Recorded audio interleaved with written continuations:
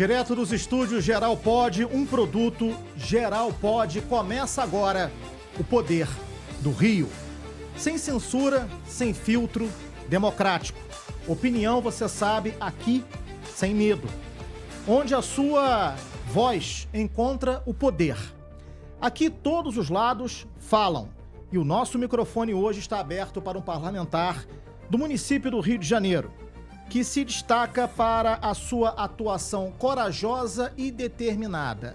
Hoje, eu, Fábio Barreto, e meu irmão, camarada, querido, parceiro, Rodrigo Mandarini, aliás, o seu podcast Geral Pod arrebenta em todas as plataformas, estará conosco mais uma vez aqui para conversar com ele, a juventude da Câmara Municipal do Rio de Janeiro, Fernando Armelau, do PL Carioca, jovem, 35 anos, natural de Campo dos Goitacazes, policial penal, chegou a integrar a divisão de busca e captura, exerce o seu primeiro mandato de vereador. Seja muito bem-vindo, vereador, obrigado pela sua presença. O poder do Rio é todo seu.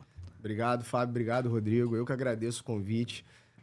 Estava aguardando ansiosamente esse convite para... É uma honra recebê-lo aqui, é uma satisfação muito grande. A honra toda minha. Bom, vereador, eu gostaria de conversar com o senhor inicialmente, porque esse assunto é um assunto de inquietação nacional. As pessoas só falam disso praticamente, a grande maioria. Quando o assunto é debatido, ele cria várias divergências. É um assunto que, inclusive, ele tomou uma ressonância ainda maior na última quinta-feira, quando o ministro do Supremo Tribunal Federal, Alexandre de Moraes, decidiu não decretar a prisão de Jair Bolsonaro. O magistrado, no entanto, segue aqui a informação, a notícia que eu leio nesse instante para todos nós, no entanto, manteve as medidas cautelares impostas ao ex-presidente da República, como a tornozeleira eletrônica, e disse que não há proibição para que Bolsonaro dê entrevistas ou faça discursos públicos ou privados. Alertou, porém, que a decretação da prisão deverá ser imediata se o ex-mandatário descumprir as proibições impostas. O senhor, como parlamentar do PL, de que forma vocês do PL enxergam esse momento político dentro desse cenário nacional? Então, na verdade, assim, o que eu vejo que até essa questão do próprio Alexandre não ter prendido o presidente essa semana, porque ele esboçou uma vontade disso a partir do momento que ele deu 24 horas para que o Bolsonaro, na sua defesa, esclarecesse ali, prestasse os esclarecimentos a respeito daquele momento que ele mostrou lá a tornozeleira e tal, e falou ali para um público ali, né, que não foi bem uma entrevista, né? Ele estava ali num local, que era lá na Câmara, né? E ele levantou e tinha uma aglomeração de pessoas e ele falou com as pessoas. Mas ele levou para o lado de que aquilo ali fosse como se fosse uma entrevista. E mesmo que fosse uma entrevista, né? Nós temos bandidos presos, Marcinho VP, Fernandinho Beiramar, o próprio Lula, quando estava preso, que deram entrevistas. Então, por que um cidadão que não está cumprindo pena, né? Podemos dizer, acho que ainda podemos, não sei nem, não sei nem se podemos dizer que não está cumprindo pena, né? Porque a partir do momento que ele coloca uma restrição de uma tornozeleira no Jair Bolsonaro, assim, já é um tratamento de condenado, exatamente. Eu acho que é até um tratamento para tentar, assim, posso estar, né, aqui fazendo uma colocação que alguns vão interpretar de outra forma, mas parece que é para começarem a ir acostumando a ver o Bolsonaro com aquela imagem ali, porque a partir do momento que você vê uma tornozeleira na perna de alguém, você associa a um criminoso. E é o que as pessoas, quando veem na rua um cara com a tornozeleira, associa a um criminoso. Então, essa imagem é muito, assim, muito impactante. E o que eu penso que aconteceu essa semana, que foi muito importante, e eu venho aqui falar assim, que até me surpreendeu um pouco ontem, foi um posicionamento da Globo News, que criticou todas essas medidas ali, com restrição do Bolsonaro dar entrevista, falar com o próprio filho, usar a sua rede social. Até porque é o seguinte, o crime foi cometido pela rede social, se houve algum crime, primeiro que ainda não tem nenhuma condenação de crime. E se existiu o crime, foi na rede social que ele aconteceu, então por que restringir a rede social do presidente? E outra, a mãe ou um filho de um criminoso se tiver acobertando esse criminoso, ela não é condenada. Então, como que o presidente não pode falar com o filho dele, que também não é condenado e ele também não é condenado? Então, assim, é completamente absurdo. E a participação do clamor popular nisso tudo, das críticas populares, do movimento que está sendo feito, acaba que está sendo com o protagonismo do PL, da direita, enfim. Mas eu acho que passou da hora de todo o parlamento, né, lá em Brasília, da Câmara, do Senado, já passou do momento de todo mundo puxar isso para si. Porque não é uma pauta PL, uma pauta direita. O que está acontecendo pode acontecer com qualquer um. E vai acontecer. Vai. Agora isso que você falou da parte da Globo News, particularmente, isso daí é o tipo de coisa para enganar. Isso é sabe aquele cara, sabe quando você faz besteira? Você compra flores? Lembra? Sim. Você compra uma caixa de bombom? Basicamente é isso daí. Não cai nisso. E acho que a direita tem muito esse problema, os eleitores da direita têm muito esse problema de se enganarem e aceitarem migalhas. O que eles fizeram ali é um jogo de cena, mas ao longo de toda a programação eles continuam com a mesma postura. E aí, você falou, você é policial penal. Sim. Na cadeia, o bandido, por pior que ele seja, se ele cometer um crime, a família dele é presa junta? Não. Não é, né? Não. Porque a gente teve agora a nora do Bolsonaro, a Heloísa, que está lá nos Estados Unidos, ela bloquearam as contas dela. Isso. Mas como é que você enxerga? Você, volto a dizer, a sua experiência como, não estou falando agora como político, como policial penal.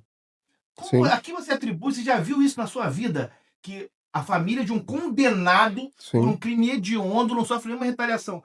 E a família de um ex-presidente que está sendo investigado por opiniões sofreu com você. Já viu isso? Como explicar isso para alguém que chega no Brasil agora? Não, exatamente. Eu, usando essa analogia com relação à segurança pública no geral, todo mundo sabe que você, quando faz um concurso para a área de segurança pública, você passa por uma pesquisa social.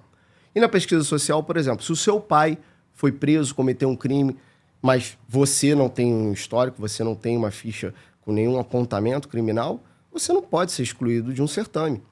Então, ou seja, presunção óbvia de inocência, e cada pessoa, né, tem o seu CPF e responde pelos seus atos.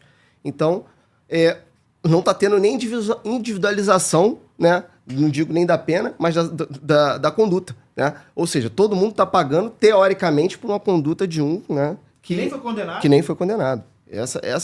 Esse é o cenário atual. Parece que é aquele cenário tipo assim, vou punir todo mundo que tiver à volta. Não se aproxime, é uma praga. Exatamente, não tente ajudar. Isso aí.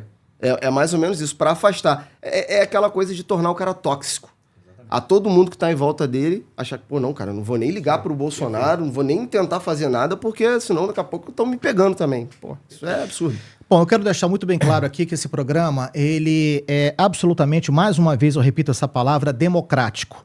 Estamos hoje mais uma vez recebendo um político de direita, na semana que vem estaremos aqui recebendo políticos da esquerda e assim sucessivamente. Vários convites são feitos quase que diariamente para que a ala petista, a ala do PSOL... Tinha uma marcada hoje, inclusive, exatamente. Então estamos aqui absolutamente abertos para a discussão ampla, sem cortes, sem vírgulas. Aqui não é um programa de direita, aqui não é um programa de esquerda, aqui é um programa jornalístico, um papo amigável, aberto, sincero, direto, absolutamente claro, como precisa ser, independente, isento. Ninguém aqui está usando esta mesa como palanque. Estamos aqui prestando um serviço a você, à sociedade, um serviço ao jornalismo brasileiro, que, infelizmente, ao longo dos últimos tempos, tem sido muito censurado. Essa que é a grande verdade. Precisamos ser aqui absolutamente claros e verdadeiros sobre isso. Ainda, sim, claro, evidente. Não apenas censurado, mas como censurado e também apoiando a censura. O que é indignante. É verdade. Sim. Eu, como jornalista, eu tenho... tô no jornalismo há 24 anos, o Fábio já deve ter muito mais... 35 anos. Eu era uma criança, quando ele já estava na televisão. Por isso você deixa a barba, pra ficar parecido. Porque esse tirado fica muito novo. Eu enchia ele. Olha, vê se pode isso. Né? Olha isso. Então era isso que eu via na televisão quando eu era criança. Me inspirei nele. Mas falando sério, o que a gente vê hoje, que é uma coisa que eu acho repugnante, é o jornalismo compactuar, apoiar e o pior ainda, debochar de censura. A gente viveu anos tão terríveis de censura anos atrás que a gente nem pegou a nossa geração. Pessoas morreram. Pessoas morreram, mas hoje, o que a gente vê hoje é a imprensa, a liberdade de imprensa, o próprio jornalista apoiar isso. Isso me causa uma ânsia, me causa uma vergonha. Porque eu não consigo entender. Seria como um deputado, um vereador, um presidente apoiar. Vereador, agimos ainda pela emoção, não agimos pela razão, infelizmente. Sim. Agimos ainda com sentimentos de revanchismo, de vingança, de achismo. São sentimentos completamente antagônicos à realidade da neutralidade. O senhor concorda ou discorda? Sim, concordo. E foi muito bom você colocar essa questão desse espaço aqui não ser um espaço politizado, que ou é de direita, ou de esquerda, ou de centro. Porque eu apesar de ser de um partido de direita, ter o viés ideológico de direita, eu não tenho um viés radical de direita. A gente tem que saber dialogar. Até porque muitas vezes a gente precisa, no próprio parlamento, dialogar com a esquerda para que o teu projeto consiga andar. Não, inclusive a nossa próxima convidada é a Dani Monteiro, deputada estadual. Sim. O Amorim esteve aqui, o Rodrigo Amorim, o Alan Lopes, que são dois deputados que inclusive tiveram agora há pouco... Da tropa da direita, que é o tripé da direita dentro do parlamento, da Alerj, né? Ele, o Poubel, enfim, etc. Inclusive, agora há pouco conseguiram a aprovação do Estatuto das Blitz, foi sancionada a lei, etc. Parabéns realmente aos envolvidos nessa importante realização para a evolução do Estado Democrático de Direito. E, na verdade, o que acontece? Eles criticaram ela. Sim, eles muitas vezes aqui presentes falaram para mim, o Barreto, o Mandarini, a Dani Monteiro é uma pessoa maravilhosa, articuladora, diáloga, senta, bate papo. Luiz Paulo também, que estará aqui, mais do que convidado, para sentar aqui a nossa mesa para conversar sobre o futuro e o passado também no Rio. Enfim, a questão não é você agir, repito mais uma vez, com a emoção. A questão é você agir com a razão, agir para o povo, agir para as pessoas, cumprir o seu dever, o seu papel, que é honrar o seu voto. Sim. Eu acho até que a emoção vale. Eu acho que pode agir com a emoção. O problema é que estão agindo com fígado. Exatamente. Estão agindo com raiva, com ódio. Não, e aí o ódio gera ódio, não tem como. O próprio presidente atual, Lula, é claro, eu fiz um vídeo há 2 semanas atrás falando exatamente isso. É claro que ele veio para uma vingança. Ele não veio para gerir o país, para que o país cresça. Não, é claro isso. Ele avisou. E ele falou. Então, assim, nós vemos hoje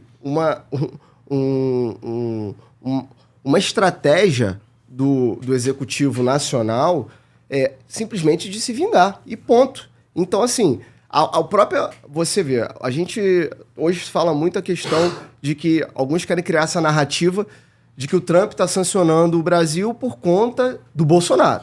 E, pô... Não cola, né? Não tem nada a ver uma coisa com a outra. Que ele mencionou o Bolsonaro na carta? Beleza, ele mencionou como uma das situações que estão acontecendo no nosso país. Que é a questão do nosso país tá cada vez mais próximo da China, da Rússia, Irã. Pô, como é que pode um presidente do nosso país bater palma para terrorista e criticar Israel? Bom, eu quero deixar bem claro também, mais uma vez, por gentileza, eu peço o seu favor à nossa audiência, que muito nos prestigia. Se você discordar, coloca aqui embaixo, aqui, olha, reclama, pode me xingar, xinga o Mandarini. É democracia e a gente vai... xingar você, que você é muito educado. Não. Olha só, deixa eu falar pra você. Se tiver que xingar, me xinga, porque ele é um lorde, ele não perde a linha. Pode me xingar, terei o maior prazer. Você é um gentleman, você é um cavaleiro, viu, Mandarini? Não xinga você é um cavaleiro. Alma, não. Você não merece. Bom, vamos lá. Bom, vereador Fernando Armelau, evidentemente que eu quero falar sobre os seus projetos, que são muito significativos para o município do Rio de Janeiro. Mas antes, mais um pouco sobre esse tema, sobre esse assunto, que é um assunto, repito, que traz muita inquietação. A pergunta é, a história vai cobrar isso? Por quê? O ex-presidente do Supremo Tribunal Federal, Marco Aurélio Mello, avaliou que o STF vive um momento de extravagância. Palavras do ex-presidente do Supremo Tribunal Federal, Marco Aurélio Mello. Ele disse mais, com enorme desgaste para a instituição. Palavras do ex-ministro.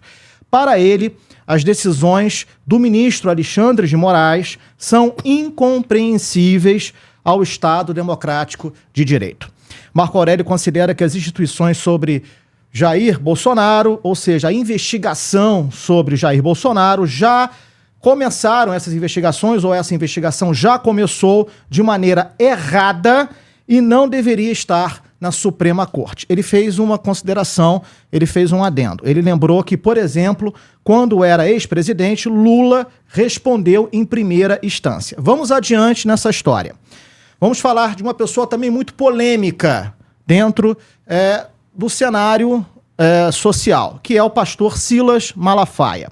Ele, durante entrevista ao Metrópolis, disse o seguinte, olha, palavras do pastor Silas Malafaia, todo mundo sabe que ele é de direito, disse o seguinte, olha, Lula é responsável pelo quebra-quebra em 2006? Ele fez essa pergunta. Foi além. Lula é responsável em 2014, quando tentaram invadir o STF, 30 policiais feridos, 8 em estado grave, manifestantes feridos. Quem foi preso? Perguntou Silas Malafaia à reportagem do Metrópolis. Por que Lula falava contra o STF e a anistia e não aconteceu nada? Estou aqui reproduzindo o que o Silas disse. E ele foi mais cirúrgico ainda, para a gente aumentar o debate. Pergunta do Silas. Querem transformar baderna em golpe? Existe uma coisa. Não existe, palavras do Silas, golpe contra patrimônio. Golpe é contra o mandatário. O mandatário. Ninguém foi atrás do Lula. E ele lembrou que atualmente não existe liberdade de expressão, como nós falamos agora há pouco aqui na mesa do Poder do Rio. Sobre essas declarações do ex-ministro Marco Aurélio Mello e desse posicionamento do Silas Malafaia. Então, eu vou fazer um adendo aqui o seguinte, Fábio, vou te fazer uma pergunta. Claro. Nesse aspecto do Supremo hoje a nível mundial. Qual país do mundo, o restante do mundo conhece seus ministros da Suprema Corte? Praticamente ninguém. Eu faço um desafio agora, deixa eu fazer o desafio. Excelente pergunta. Escala da seleção brasileira? Não, eu não sei, mas os ministros eu sei. Eu não sei. Ninguém sabe. Eu não sei. Que entraram no último jogo. Não sei. Eu sou vascaíno, eu não tô sabendo nem do Vasco. Mas também tem razão. Eu também não gostaria de saber se fosse. Mas o que eu digo é o seguinte, quem conhece coitado do vereador. Que coitado dos vascaínos. Eu não posso falar nada, não, tá ruim agora. A seleção brasileira, os últimos 11 jogadores que entraram em campo no último jogo, acho que foi contra o Paraguai, se eu não me engano. E é isso que você falou. E aí a gente aqui conhece todos os ministros do Supremo. Não, sim. O mundo inteiro tá conhecendo. O mundo conhece. Assim, as pessoas politizadas do mundo, né? Não é tão óbvio que a gente sabe que existe a bolha das pessoas que estão antenadas em tudo. Conhece, sabe quem é Alexandre de Moraes. Alexandre de Moraes, ele tá sendo anunciado nos jornais internacionais. Você não vê isso acontecer com outros ministros. Mas, vereador, sobre o que disse o ex-ministro Marco Aurélio Mello e o posicionamento do Silas Malafaia, por gentileza. Então, a questão do Silas, ele fez uma analogia perfeita, porque foi um cenário similar e, na verdade, eu não considero nem um cenário igual, porque nós tivemos ali no 8 de janeiro, na verdade, nós tínhamos 2 meses ali de pessoas acampadas em frente aos quartéis, em frente às instituições, e nada de violência, nada de depredação, nada disso aconteceu. E, curiosamente, no 8 de janeiro, algumas pessoas encapuzadas, outras que no oba-oba, a gente sabe que no meio da multidão... Erradamente. Exatamente. No meio da multidão... Muito erradamente. Existe aquele efeito manada. Vai aquela primeira galera que, na minha visão, já estava intencionada a fazer isso, que eu, particularmente, não acredito que faça parte dessas pessoas que ficaram acampadas todos esses meses. E não foram presos. E não foram presos, exatamente. Então, você vê um episódio diferente do que aconteceu lá em 2016, que foi uma coisa realmente orquestrada para acontecer aquele ato, né? Para acontecer aquele atentado ali ao patrimônio público, enfim. E aos policiais. Você viu algum policial no 8 de janeiro em estado grave? Não viu. Mas esse evento não foi associado ao presidente Lula, como o Silas falou.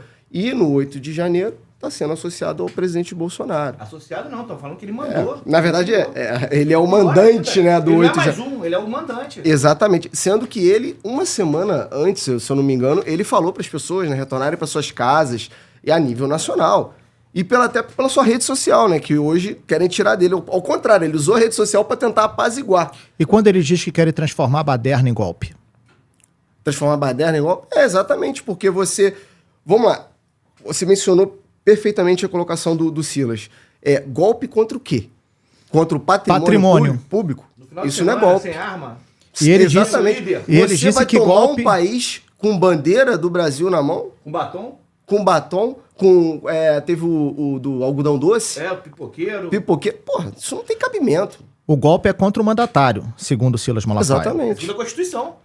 Ele tá simplesmente seguindo o que a gente não tá seguindo há muito tempo. E ninguém foi atrás do Lula. Ainda foi. segundo as palavras do pastor Que nem Silas estava na Malafaia. cidade, nem estava lá em Brasília, curiosamente. E você sabe o mais ridículo? Não tava na cidade. E o mais ridículo disso tudo é que por que o Lula foi preso? Por que aquela corja toda foi presa naquela época? Por envolvimento em corrupção. E muita corrupção. E tentaram de todas as formas associar Bolsonaro com algum tipo de desvio de conduta, de corrupção, de não sei o que, de joia. Não acharam nada, não conseguiram nada. Aí estão criando esse elefante aí. Bom, vamos falar agora sobre um outro assunto também muito impactante, porque eu confesso que fiquei representado, se é que eu posso dizer assim, eu não sei se talvez seja a melhor colocação, enfim, se não for, eu lhe peço desculpas por gentileza, sobre a sua esposa, a Índia Armelau.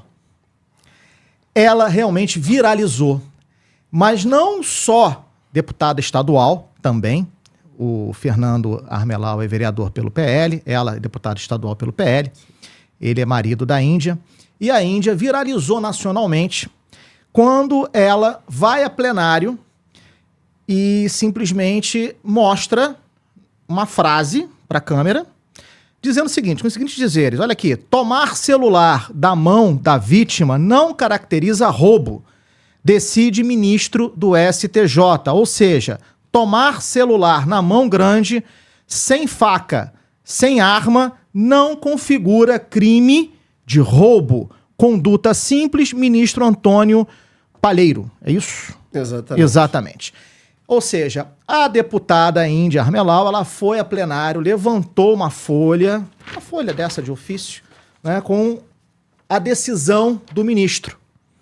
E esse vídeo viralizou, tomou conta do país num determinado momento, inclusive está fixado na página da deputada, que tem que estar aqui, viu? Ela vai vir. Ela tem que estar aqui pra gente falar sobre isso. Ela não conseguiu vir por uma questão até de tratamento médico do que ela ainda falou o seguinte, olha, aí são palavras da deputada, diz o seguinte, olha, eu fico aqui que nem uma cachorra, aqui na Alerj, trabalhando, fazendo um monte de lei, projeto pra nada, ela esbravejou. Que sem vergonhice. A Índia não é fácil, hein? Não. E ela sabe representar. Não. Me conta, fala um pouquinho sobre isso, vereador, por gentileza. Exatamente. Para as pessoas que, de repente, não entendem o conceito de roubo de furto, né? O roubo é a grave ameaça. Então, quando você... Aí tiveram algumas pessoas que quiseram argumentar isso. E eu falei o seguinte, não, mas quando o bandido chega lá e toma o celular da mão, ele não tá te ameaçando. Tá bom. Uma mulher de 1,5 metro de altura, um cara com 2 metros de altura, ou até um homem do mesmo tamanho, mas é um homem, chega ali, me dá seu celular. Isso não é uma grave ameaça? Ou eu, homem também, chega um outro... E eu não sou de briga, não gosto de briga, não vou sair na mão, não sei. Ele pode estar com uma faca escondida. Até um menor de idade, pô. Exatamente. E aí chega e fala, me dá o seu celular. Isso não configura uma grave ameaça. Você não pode falar não? Você tem a opção de falar não? Agora, se o bandido chegar, tudo bem, aí eu até concordo. Pô, por favor, me entrega seu telefone. Aí eu até acho que tem que ser furto. Seria possível me doar esse aparelho? Aí eu acho que nem furto tem que ser, porque foi livre de espontânea vontade que você deu. Agora, pô, o cara tomar teu celular e falar que não é uma grave ameaça. Então, assim, esse foi o conceito ali discutido e que a justiça entendeu que não é mais roubo. A deputada representou muitas pessoas ali naquele momento. E hoje é o que mais afeta as pessoas, é esse tipo de crime, né? Eu confesso que eu passei por uma situação muito parecida recentemente. O meu filho muito querido, ele foi assaltado na Praça Afonso Pena, voltando de um show. Ele foi deixar a amiga no prédio dela e ele, voltando para casa, ele foi, enfim, coagido por um homem que nada fez, apenas disse que estava armado com uma faca, mexeu na cintura e meu filho, eu já orientava e sempre orientei ele sobre isso, ele deu o celular. Se isso não é roubo, o que é roubo? Exatamente. Eu sei o que é, mas não vou falar. Exatamente. Eu sei o que é roubo. Roubo é o que o 9 dedos lá, a gente não pode, né? A gente não pode falar, não pode falar, né? Porque se falar, a gente vai preso. Você sabe? Eu sei. Vereador, vamos lembrar que o programa é absolutamente democrático, aberto. Não há cortes aqui. O programa está aberto para todas as vertentes, para todos os lados. Sempre esteve e sempre estará. Esse é a base, a pedra fundamental do nosso projeto. Bom, Fernando Armelau, ele é autor de um projeto de lei que estabelece normas a serem cumpridas pelos pátios que abrigam veículos apreendidos, garantindo o bem preservado e protegido contra danos ou perdas. Ou seja, o seu carro é apreendido, vai para aquele depósito ali, ele precisa estar evidentemente protegido, porque a partir do momento que ele toma posse do seu bem, sim, cabe a ele a obrigação de cuidar do seu bem e devolvê-lo no mesmo estado que ele retirou esse bem de você para lhe cobrar os impostos necessários referentes àquele bem. Mas só que isso não acontece. A falta de respeito, infelizmente, ainda impera nesse país. Essa é que é a grande realidade. As pessoas não respeitam o bem ou o patrimônio do seu próximo. Exatamente. Então é preciso, veja só, estabelecer uma lei, criar uma regra para o óbvio. Vereador, isso é o óbvio. Exatamente. Né? O seu trabalho, muito bem feito. A gente não está aqui para, evidentemente, ficar elogiando de graça. O seu trabalho precisa ser considerado, elogiado, muito bem feito. Mas é o óbvio, né, vereador? Sim, exatamente. Me fale sobre o seu projeto, por gentileza. Então, isso aí até assim, foi importante tocar nesse ponto. Por quê, Fábio? Nós vemos hoje muitas críticas às operações, às blitz, às fiscalizações, né?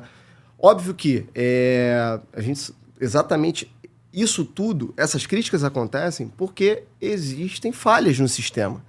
E essas falhas têm que ser ajustadas. Então, não pode você ter um veículo apreendido e esse veículo chegar no pátio de um jeito e sair de outro. E a gente sabe, nós sabemos o quanto já se teve de comprovação de que nesses pátios roubavam bateria, roubavam estepe de carro, arranhavam os carros, empurravam de qualquer jeito com empilhadeira.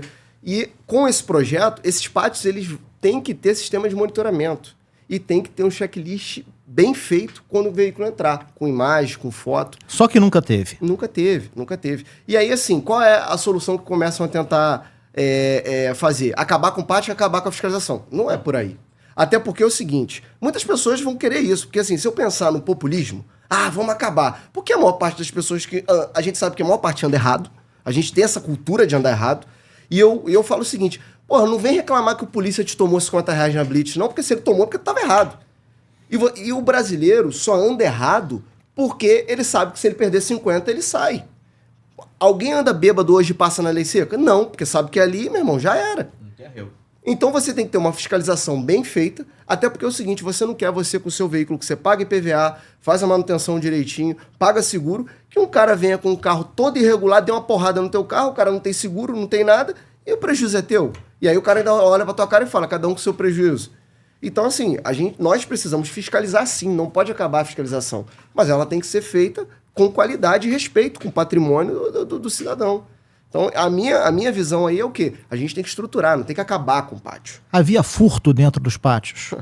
Muita coisa, né? Assim, nos conte sobre isso. Olha só, eu não posso dizer que eu vi, mas nós tivemos aí episódios aí que foram flagrados e foram colocados a público. Inclusive, até mesmo o deputado Alain, o Rodrigo Amorim, o Paul Bell... Sim, eles falaram sobre isso. Então, comprovaram que os veículos estavam sendo furtados ali, alguns equipamentos. E, assim, eu acho que não tem nem que se discutir isso se você fizer o básico, que é fazer um checklist na entrada, checklist na saída, ter sistema de monitoramento e acabou. O senhor encontrou resistência para desenvolver esse projeto? Há uma máfia também instituída, como a máfia do reboque, foi descredenciada pelo Alain, pelo Paul Bell e pelo Amorim? Então, ninguém me procurou num sentido de pressionar para ir contra ou fazer algum tipo de lobby. Não tive esse problema. Até porque eu acho que não vão procurar, porque sabem qual vai ser a minha resposta, então... Acho que a gente não vai ter esse cenário, não. Bom, uma outra coisa também muito interessante, o senhor, em vias de proteger o dinheiro público, né, propôs um projeto de lei que cria o portal do legado olímpico, né, que é uma plataforma digital para garantir a transparência total, muito interessante isso, sobre o uso, manutenção e gestão dos equipamentos construídos para os Jogos Rio 2016. Foram mais de 40 bilhões investidos nas Olimpíadas. E até hoje, muitos espaços, infelizmente, estão abandonados ou sem o uso adequado, ainda que o prefeito Eduardo Paes tenha recentemente tentado aproveitar com escolas, etc. e tal, fazer algumas adequações, etc. e tal, né? Mas esse projeto, na verdade, ele propõe exatamente essa fiscalização do dinheiro público. Sim. E em cima dessa resposta, eu gostaria de fazer mais uma outra pergunta para que o senhor respondesse logo em seguida. Está constatado de que, para muitas cidades, mundo afora, as Olimpíadas não valem a pena depois das Olimpíadas, né? Não é isso? É por aí? Então, o que eu falo é o seguinte, eu até fiz um conteúdo lá no Parque Olímpico, mostrando todos os locais que existiam arenas, que já foram demolidas, e as que restam ainda, e a utilização que está sendo feita com elas.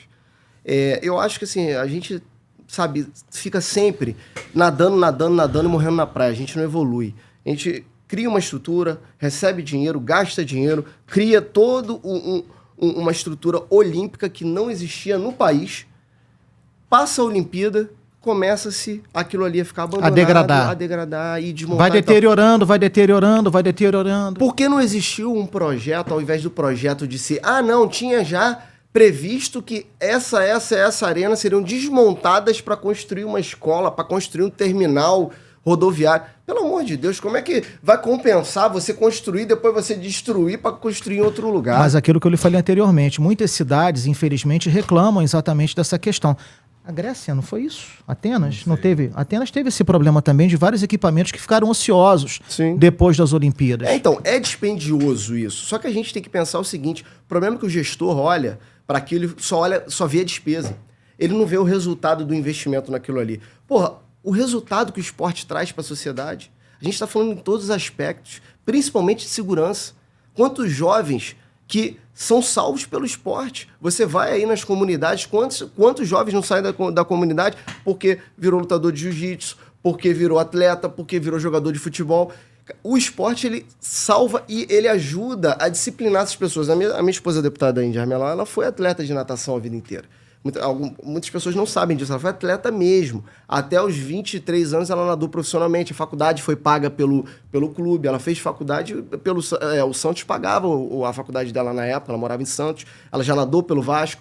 Então, se a gente tivesse um projeto de verdade, que toda essa arena olímpica tivesse sido mantido um projeto para o esporte, nós viraríamos a capital olímpica do Brasil. Vereador, me perdoe aqui. Não virou, olha, me perdoem aqui essas pessoas em casa, você que está nos assistindo aqui, o Mandarine, se vocês vão discordar ou não. Mas se nós fôssemos realmente um país verdadeiramente sério, mas sério de verdade, onde todos pensassem exatamente no bem-estar do seu semelhante, do seu próximo, isso aqui seria a maior potência olímpica do mundo. Exatamente. Disparadamente. Essa que é a verdade. Mas é uma utopia que... É uma utopia, um romantismo. Essa que é a verdade. Eu nem... Pra mim é tão distante. Eu venho do esporte, trabalhei tive a vida toda, até pouco tempo atrás. E assim, isso aí que a gente vai falando aí do PAN, que foi em 2007. É verdade. Os bastidores de logística ali, de deslocamento, de transporte, que eram pro PAN e não aconteceram. Uhum. Aí a gente tá aqui na Barra Olímpica, no bairro do nosso estúdio, que é Barra Olímpica. E graças a Deus até que o legado foi tão ruim que aqui eu aluguei um preço barato, agora ficou bom, agora ficou caro. Agora ficou bom. Preço bom porque a região aqui não valorizava. Eu tô a pé, eu vou para todos os ambientes olímpicos. Agora o que eu digo é o seguinte, a Vila do PAN, por exemplo, onde os atletas ficaram, super desvalorizado o prédio. Obra mal feitíssima. O negócio é de 2007. Olha que bizarro. É de 2007. Até hoje, até um ano atrás, ainda tinha tapume do lado de fora. A estrutura ali de volta, o acesso ali ainda é péssimo. Péssimo, sim. São 18 anos. Sim. Não criaram uma estrutura ao redor. Então a gente fala isso estamos falando de moradias. A gente fala isso ainda de ginásios, de piscina, de velódromo. É uma coisa tão distante que eu acho que a gente vai falar assim, cara, a gente vai se irritar tanto, que a gente vai achar assim, valia tanto. E o Maracanã, que fizeram 2 Maracanãs. 2 Maracanãs. Não, e agora 2 Maracanãs. 2. E uma das questões aí é o seguinte: hoje o Parque Olímpico, ele está sendo todo entregue para um grupo, né, de empresários, que é o grupo Rock World, que com esse controle, na verdade existe, né, a proposta ali de se construir um parque. O que vai ter nesse parque? Até agora quadra. Não tem nada definido. É uma quadra que a prefeitura fez ali, mas assim, vai se construir um parque. Mas vocês, parlamentares, estarão de olho nisso. Eu fui, assim, um dos responsáveis por criar essa fiscalização justamente para a gente poder acompanhar o máximo possível isso. E eu denunciei também essa questão da viabilidade do que está acontecendo. Por quê? Está sendo transferido o potencial construtivo dessa região para toda a Barra da Tijuca e Recreio. Só que as pessoas não estão se atentando que são prédios de 12 a 18 andares. Hoje nós já vemos um cenário caótico no trânsito na Avenida das Américas. Como que isso vai... A Barra está saturando, né? Não tem como. A Barra está saturando. Não tem estrutura de iluminação pública para isso, não tem energia para... Não tem esgoto, não tem mobilidade urbana. Como é que vai fazer? Então, assim, esse grupo, ele... E outra coisa que é muito importante, tá? 1,5 bilhão foi pego de empréstimo com a Caixa Econômica para construir o Parque Olímpico. 1 bilhão? 1,5 bilhão. 1,5 bilhão. Já está em quase 5, não pagaram R$1. Sério? E esse grupo, teoricamente... A dívida já está em 5? Aproximadamente 5. Nossa. Foi pro Medina que venderam? Pro grupo do Medina? E o grupo do Medina agora conseguiram aprovar lá na Câmara. Eu votei inicialmente contrário. Conseguiram aprovar que eles agora vão ter o controle desse potencial construtivo, vão distribuir esse potencial construtivo e vão ficar responsáveis por pagar a dívida. Só que também não está estipulado quando e até quando, né? Deixa eu trazer à mesa aqui um assunto que eu tenho certeza que o meu irmão, apresentador, jornalista, brilhante, Rodrigo Mandarini, vai adorar falar sobre esse tema. Putz, rodízio de pizza. Tô com você nem imagina. Eu preciso falar sobre esse tema, espectador, nossa audiência, porque o nosso vereador Fernando Armelau, ele já fez alguns vídeos sobre isso, evidentemente, então a gente não pode se furtar a falar sobre esse assunto. Oruan e MC Pose. Só quer falar primeiramente ou quer que eu pergunte alguma coisa antes? Não, pode perguntar, pergunta aí. Eu pergunto, vou perguntar. Então pergunta, vai, Mandarini. O Pose, o Oruan, ele foi preso. O Oruan, que é filho do Marcinho VP, um rapper. E da mesma forma que eu acho que a família do presidiário, a família do condenado não é culpada, eu digo mesmo em relação ao Oruan. O Oruan, até então a gente sabia que é um rapper, que é um funkeiro, e que teoricamente não teria ligações com o crime organizado. Só por ele ser filho do Marcinho VP. Acontece que, na última semana, foram até a casa dele, ele estava protegendo pessoas que são criminosas, com mandado, com tudo, e atirou pedra no policial. Na viatura, o delegado Moisés. Uma autoridade, desqualificado que ele fez, não dá para aceitar. Então, muda-se o patamar. Então, aquela hashtagzinha, MC não é bandido, calma. Ninguém tá falando que MC é bandido. Não, claro que não. Aqui é que quem taca pedra na polícia... Polícia. Quem desrespeita a autoridade. É gente de bem. Exatamente. Né? Então, a minha pergunta para você é a seguinte. Eles foram presos, e aí você vai falar com muita propriedade, acredito. Na hora de prender o Oruan, na hora de prender, não, de levar para o sistema penitenciário, colocaram ele como preso de alta periculosidade. Como que funciona isso lá no presídio? E se você concorda com essa distinção a eles, realmente ele seria colocado, é honesto que se coloque ele como um presidiário, um preso, não sei como é que se chama, de alta periculosidade? Lembrando que o nosso convidado também é policial penal. Sim. Então, eu não cheguei a ter acesso a essa classificação oficialmente. A classificação que ele foi colocado, eu não tive acesso oficial, mas vamos considerar a questão da alta periculosidade. A alta periculosidade tem diversos fatores que influenciam ali. Um deles é o quê? O cara é filho do... Beleza, só ele ser filho do Marcinho VP, a principal liderança do Comando Vermelho, então, não e bateu no peito pra dizer isso. Então, aí bateu no peito pra falar isso. Aí que eu vou chegar. Não caracterizaria. Mas aí vamos avançar. Quais foram as condutas dele? Ele me pega, ele afronta a polícia, manda um delegado tomar naquele lugar, chama de cuzão, taca pedra no carro do delegado, depois foge para dentro do Complexo do Alemão, que é o QG do Comando Vermelho em todo o estado do Rio de Janeiro. No estado não, no Brasil. O QG do Comando Vermelho é o Complexo do Alemão. Foge para lá e fala assim, agora vocês vêm me pegar aqui que vocês são cuzão, vocês peidam. Ou seja, o Estado, a polícia. Então... E falou mais uma vez, eu sou filho do Marcinho. Então, se esse indivíduo tem esse aparato de ser resgatado pelo crime, de ir para dentro do QG do Comando Vermelho, sendo filho do Marcinho VP e falando eu sou filho do Marcinho VP, vem me pegar, pra mim ele é de altíssima periculosidade, não de alta. Ele tinha que estar no Bangu 1, ele não tinha que estar no Bangu 3. Muita gente discorda do senhor.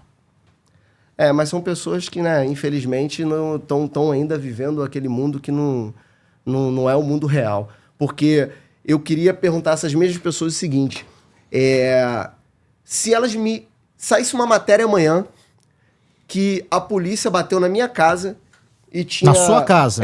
O senhor parlamentar. Isso. E tinha um procurado da justiça comigo lá, envolvido com tráfico de drogas, tráfico de armas, homicídio. O que eu sou para essas pessoas? Ladrão, safado, o que então, mais? Se eu sou isso, ele também tem que ser.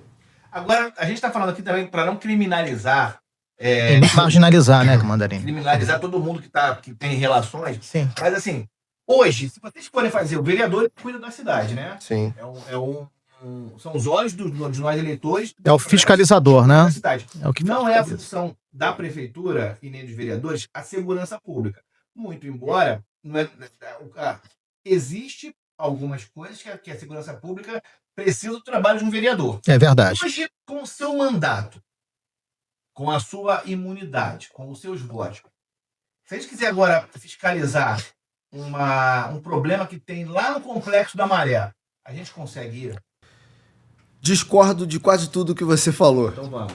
Com relação à atuação municipal da segurança pública. O município ele tem total participação na segurança pública, em vários aspectos. Eu vou te dar um aspecto aqui que eu já fiz uma lei que eu protocolei. Primeiro, proibindo a questão das barricadas. As barricadas elas são um problema de segurança pública. Dá um suporte, dá um auxílio. O que eu digo é o seguinte, a responsabilidade não cai a ponta Não, final. sim, Iluminação, então, monitoramento... iluminação, não, e a atuação sim da Guarda Municipal. A Guarda Municipal, na verdade, a gente tem que parar de hipocrisia, e é o que até aconteceu a decisão lá do Supremo de não deixar o nome Polícia Municipal. A gente tem que parar com esse negócio de, sabe, é igual a própria Polícia Penal. Durante anos e anos e anos e anos e anos, fomos chamados de agente, carcereiro, não sei o que lá. Nunca policial. Nunca policial. Eu lembro disso. E a atividade sempre foi policial. Eu fui fundador lá da Recaptura, junto com a equipe que fundou comigo. Nós, em um ano, cumprimos 100 mandados de prisão. Prendemos 100 evadidos do sistema prisional na rua. Nossa atividade é policial. E aí você pega a Guarda Municipal em várias... Acho que agora só 2 capitais que não tinham a Guarda Armada. Todas essas capitais que a Guarda é armada, elas fazem o trabalho de policiamento de bairro. Inclusive nas cidades interior. Cidade interior, muitas delas nem tem polícia militar. Só tem a Guarda Municipal ali atuando na segurança pública. Então, ou seja, não tem polícia militar, ou seja, tem a Polícia Municipal. Só não usa-se esse nome. Então, assim, o município, ele tem sim a Polícia Municipal, que é a Guarda Municipal. O senhor, então, é plenamente a favor da Guarda Armada? Só não sou a favor dessa loucura que o prefeito fez, né? Que ele mandou o projeto. Primeiro ele fez o seguinte, ele fez uma jogada e a gente sabia que era essa jogada. Primeiro ele mandou o projeto para contratação dos temporários. Nós fomos contra, batemos, eu fui para São Paulo, gravei lá na Guarda de São Paulo a estrutura, mostrei a estrutura de São Paulo, fui no Smart Sampa, mostrei que existe um trabalho de segurança pública feito pela Guarda e que funciona e que a Guarda é armada e a Guarda, sim, é o agente de segurança. Mas já tem muitos anos que eles têm um trabalho... Eles são desde 86. Exatamente, é diferente. Ela já nasceu armada, a Guarda de São Paulo. E aí, vamos lá, o cenário do Rio de Janeiro. Todas as outras capitais e interiores do Brasil vêm seguindo esse mesmo modelo de armar a sua guarda para atuar na segurança pública. E na Constituição também só existe esse poder para o guarda, o agente público, não o agente contratado. O servidor tem que ser de carreira. Então, aí me pega, o prefeito ele manda uma proposta para essa contratação de temporário. Nós batemos. O que ele fez? Ele fez uma jogada, retirou essa questão da contratação de temporário, mas colocou armar a guarda. Só que a guarda é uma autarquia.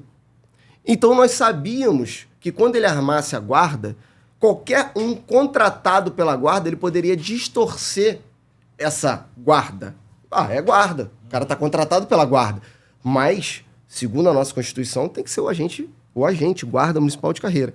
Então, assim, é muito feio para o parlamento chegar agora e a justiça impugnar um projeto de lei que nós fizemos. Mostra a nossa incapacidade, justamente por uma inconstitucionalidade no projeto. E isso eu espero que aconteça, porque é completamente inadmissível você... E eu falo para você o seguinte, Fábio, eu falo como agente de segurança, Rodrigo, você, agente de segurança, principalmente no Rio de Janeiro, tem uma vida muito difícil, porque você sai de casa e não sabe se vai voltar.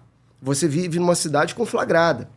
E quando você é servidor de carreira, você tem uma carreira, você tem uma segurança jurídica, pelo menos, de que amanhã não vai vir um prefeito que não gostou da sua abordagem, que alguém reclamou com ele e te manda embora.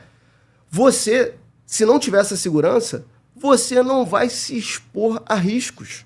Então, ou seja, é porque o agente de segurança tem que se expor a risco?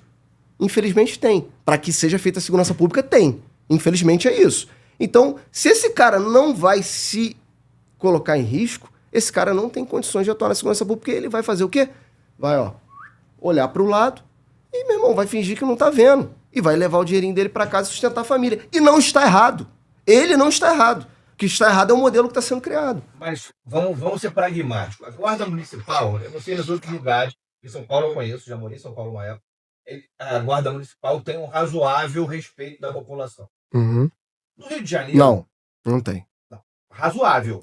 Razoável. No Rio não tem. No Rio de Janeiro não tem. Mas eu sou muito pragmático e quando tem que criticar, como eu acho que o Rio de Janeiro é o estado, tirando alguns estados aí que a gente conhece, mas dos estados maiores, é o pior eleitor do Rio de Janeiro, vota nos piores seres, repugnante, governador preso. Aqui é uma... Voltando a isso. A Guarda Municipal do Rio, o serviço prestado à população é o pior que dá. A postura do guarda municipal médio, não estou falando da tropa, que eu não conheço, mas o que a gente tem no dia a dia, ninguém da população, ninguém do Rio suporta os guardas municipais. São agressivos, eles ostentam, são violentos. Estigmatizados. Não, estigmatizados por culpa deles. Sim, com certeza. Porque a Guarda Municipal é para reprimir de forma violenta, covarde. Então, assim, eu particularmente, se fosse votar, eu votaria que essa tropa da Guarda Municipal do Rio de Janeiro vão querer cancelar. Uhum. Não merece, ela não tem condição, não sei se técnica ou psíquica ou moral, e sim, não sei qual é o motivo, o que impede, de ser armada. A não ser que tenha, eu acho que foi o Rodrigo Amorim ou foi o Vitor que falou, que precisa... Sim, o Witzel, um treinamento com a Polícia Militar. A Thalita Galhardo esteve aqui falou o contrário, discorda, inclusive chegou até, enfim, fez uma consideração a respeito do Witzel, que não interessa agora nesse momento, mas enfim, mas ela discordou veementemente desse posicionamento de que a Guarda Municipal teria que passar por um treinamento pela Polícia Militar do Estado do Rio de Janeiro. Seu parecer. Então, ali ele coloca como se ela tivesse ser subordinada também, eu acho que a Polícia Militar. Sim. Ele só falou treinamento. Treinamento. Seria o treinamento técnico. O treinamento, tem uma questão aí. A lei não permite. Ela não pode ser treinada por uma força militar. Não poderia ser pela Polícia Militar, pelo Exército, não. Teria que ser pela Polícia Federal, enfim. Polícia Civil? Eu tenho Talvez. dúvida, tá? Eu tenho dúvida. Mas ele pode mudar para botar arma, pode mudar para incluir o... Mas aí teria que ser lá de cima. E aí, assim, essa questão de treinar com a Polícia Militar, eu acho que seria excelente. O que eu penso é o seguinte, não é que ela tem que ser treinada, doutrinada pela Polícia Militar. Até porque não é uma guarda militar. Não são os conceitos. É uma guarda civil. Exatamente, não são os conceitos da Polícia Militar. Mas eu vou te dar um exemplo. A Polícia Penal.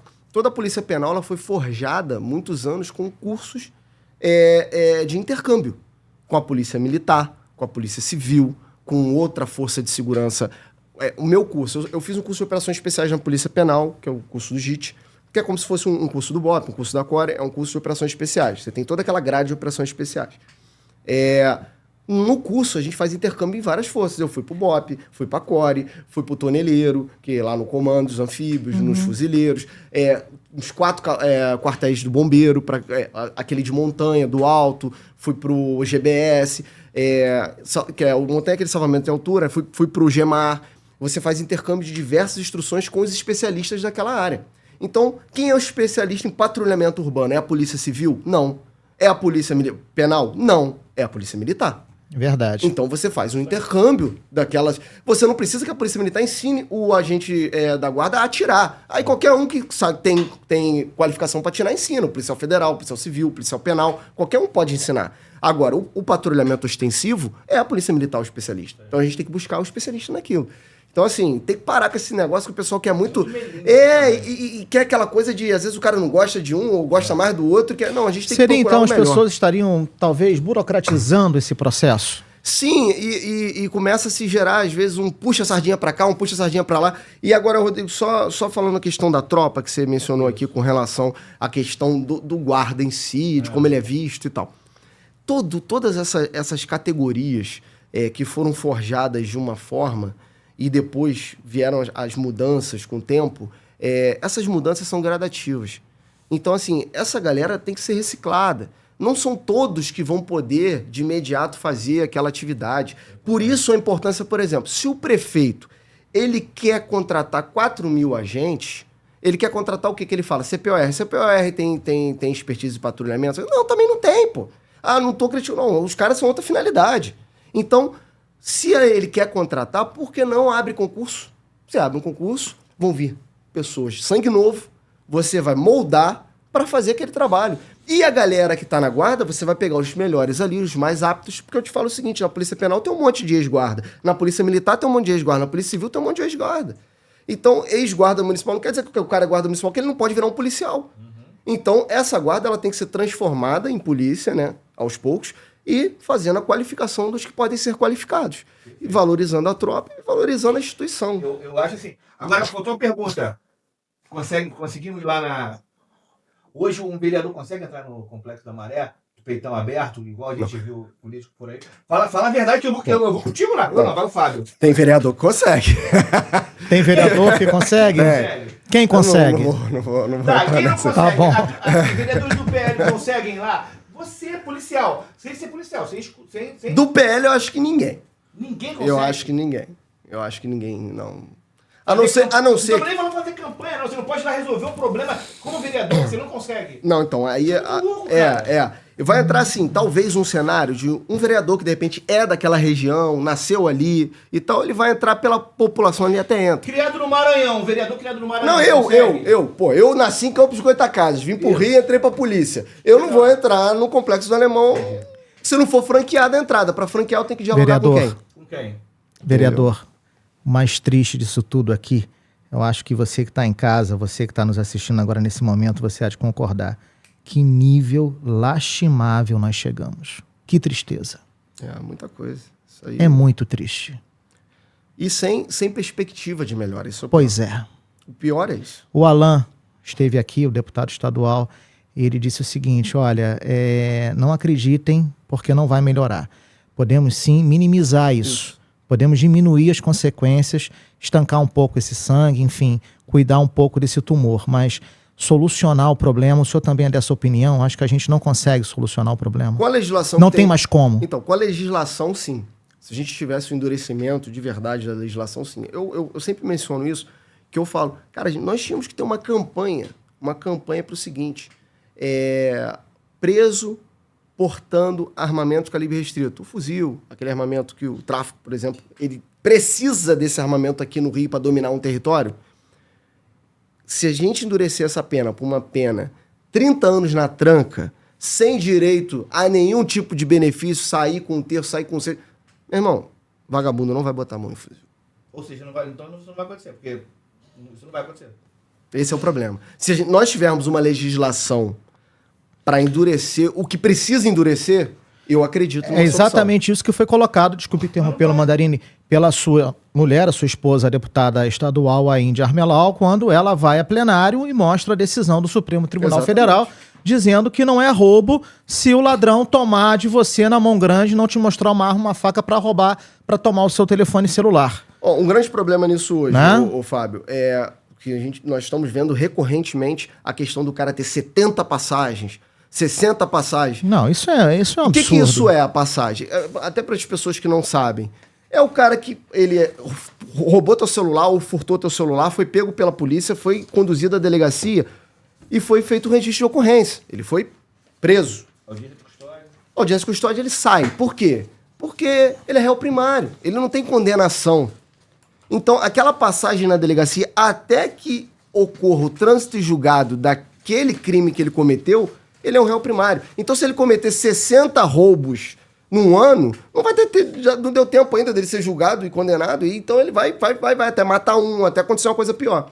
Então, assim, até com uma conversa com o Cláudio Castro, com o governador, recentemente, ele falou que o maior desafio hoje está sendo esse, e ele sentou lá com o pessoal, tanto do Ministério Público quanto com o pessoal do Judiciário, e estão tentando alinhar com o CNJ o quê? Que ocorra uma recomendação para que esse indivíduo que for pego, que cometeu mais de 2 vezes aquele mesmo crime, independente da condenação, que essa recomendação faça com que se mantenha preso até o julgamento. Bom, então eu vou ilustrar nosso assunto aqui, dar uma, enfim, sublinhada nesse tema tão pertinente que a gente está colocando à mesa aqui, porque recentemente policiais da 12ª Delegacia de Copacabana prenderam Patrick Rocha Maciel, de apenas 21 anos.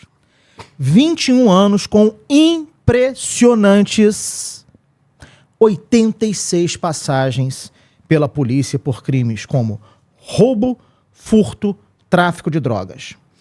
Foi detido novamente após cometer 4 furtos em menos de 1 mês após a sua última liberdade. Bom, se você dividir, eu fiz um breve cálculo aqui, você que está nos assistindo pode concordar ou discordar, enfim, fica absolutamente à vontade, mas se você dividir 86 passagens pela polícia com a idade do criminoso, 21 anos, a partir dos 16 anos, vamos supor que o primeiro crime, suposição, conjecturar aqui, que o primeiro crime dele foi a partir dos 16 anos. Mas ele estaria anotado aí? Pois é, não estaria aqui, mas vamos supor que tenha, eu estou conjecturando aqui, evidentemente, muito bem colocado, mas enfim, vamos lá, só para ter um número aqui, para chegar a um número da impunidade. Exatamente, são 17 passagens, em média. Se ele cometeu, pelo menos, 86 crimes, como diz a polícia, a partir dos seus 16 anos até o 21, ou seja, são 17 passagens em média pela polícia. Por ano. Aí a pergunta por ano. A pergunta é, o nosso Estado é fraco ou o judiciário que é fraco? Infelizmente, eu acho que é uma legislação fraca que muitas das vezes não permite que o judiciário possa ser mais duro e muitas vezes o próprio judiciário também é fraco, porque depende de quem cai o processo.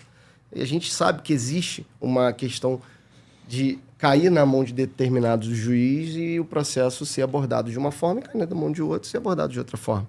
Então, assim, esse cenário aí é o que eu acabei de falar. Se houvesse essa alteração, o cara que cometeu dentro de tal período... E ainda tô sendo bonzinho aqui, né? Vamos lá, dentro de tal período. A gente não tá falando que cometeu a vida inteira, não. Dentro de 1 ano, o cara cometeu 2 crimes ali de furto ou de roubo. Só um roubinho. Ele tem direito a 2 roubinhos por ano. Um roubinho vai. De boa. Se fizesse isso, já, melhoraria esse cenário 1000 vezes. Agora, o senhor falou sobre o governador Cláudio Castro, né? Vamos falar sobre o cenário? Vamos lá falar sobre o ambiente eleitoral que tá, né, uma panela de pressão, né? Enfim... Recentemente, se eu estiver enganado, por favor, me corrijam aqui à mesa, né? A Juliana, nossa querida assessora aqui dessa turma toda, estava até, enfim, me ajudando sobre isso também, me trazendo informações a respeito desse evento, do Estatuto das Blitzes, com a participação do Paul Bell, do Alain e, consequentemente, do próprio Amorim.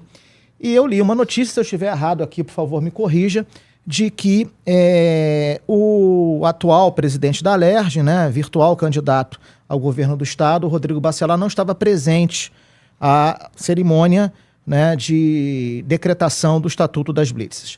E aí já começa na internet, já começa na imprensa, aquele burburinho, nossa, o Cláudio Castro não tem mais o apoio do Bacelar, os dois estão rompidos, já começa aquela situação de que está acontecendo alguma coisa, cadê aquela união que existia anteriormente?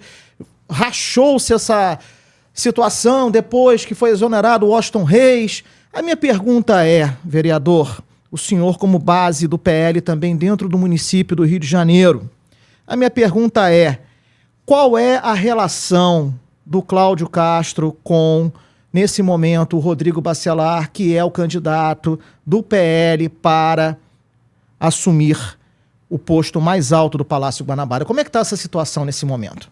Olha, Fábio, assim, até o último pronunciamento oficial do Cláudio, ele tinha, né, expressado ali o seu apoio ao Rodrigo Bacelar.